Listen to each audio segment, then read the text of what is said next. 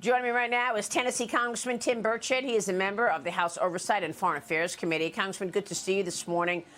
We are waiting to see what shoe drops next here. We know that Eric Schwerin is going to be testifying in front of Jim Jordan's committee. What are your thoughts on what we're learning now about Hunter Biden's business affairs and how much Joe Biden was involved? I think, first of all, Mr. Schwerin's testimony is going to be imperative to what's going on. You know, he is controlling the Biden family's money. And the visits that he made, of course, to the Naval Observatory, which is where the vice president lives. You know, I've been in Congress 5 years, Maria, and I've been there one time. This guy was there at least 36 times. So there's clearly some involvement there, and the money trail just never seems to end. They keep saying the next shoe's going to fall. This is an octopus. More shoes just keep falling with this guy again. Of course, I'm anxious to see Jim Jordan cross-examine him in testimony, because it's going to be very interesting. Yeah, Peter Schweitzer also told me that Joe Biden used a cell phone, and that cell phone could unlock a lot of information.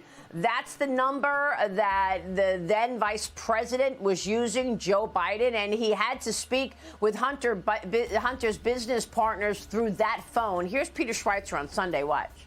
That's right. When you look at the billing on the laptop, this cell phone that that Joe Biden carried as vice president of the United States was actually paid for by Rosemont, the Archer Hunter Biden business. And it's pretty clear this is the phone of contact when Hunter was with his business partners and was calling his dad, or when one of the other business associates, Eric Schwerin, is calling Joe Biden. He's using this phone number.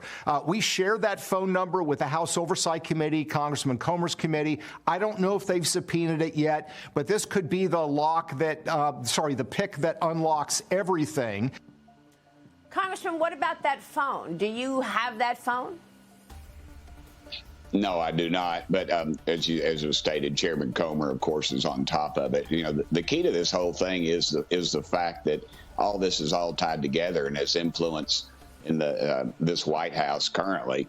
And, you know, you got to ask yourself, when is this Justice Department going to take note of all of this illegal dealings? You know, you have Hunter Biden, who's obviously communicating with foreign embassies, foreign businesses, yet is not registered as a foreign agent. You and I would be, you know, they would be breaking down our doors and putting us in handcuffs over something like that, Maria. Yet once again, there's a double standard here with the Biden crime family. Yeah, unbelievable. Do you have a new read on how much money you think the Biden family has taken in from foreigners? Well, you know, I stopped counting at about 20 million. So, I mean, at what point, too, are they going to start having to show that they paid taxes on it? Again, you and I sell $600 worth of stuff on eBay. We get a letter from the IRS. There's no evidence that they've even paid any taxes on this stuff. And then you have the other media that won't even pay it any attention. It's just it's collusion all the way around with this thing. Meanwhile, President Trump's indictments are dominating the conversation on mainstream media. The former president's legal team now pushing back on special counsel Jack Smith, asking for a protective order to limit the president from publicly discussing the evidence in the January 6th criminal case. The attorneys are arguing that only genuinely sensitive materials should be blocked right now from the public view. Trump posted this on social media, that Joe Biden is behind this prosecution. He writes, he now wants thug prosecutor deranged Jack Smith to file for a court order taking away my First Amendment rights speech. Congressman, what do you make of all of this? The former president has the next hearing on August 28th, and we're expecting that a trial date will be announced right in the middle of the campaign season, right? Yes, ma'am. And President Trump is correct. What you're saying, Maria, is Jack Smith is going to limit President Trump's ability to rebut claims against him. So all the other challengers, Joe Biden included, will make all these accusations and tie it to these cases. And Jack Smith's making it illegal for President Trump to even talk about it. So it's a violation of First Amendment. It's completely unconstitutional. And also you have the fact that they're using the investigator, out of Washington, D.C. is special now, prosecutor? you know, yes, no, ma'am.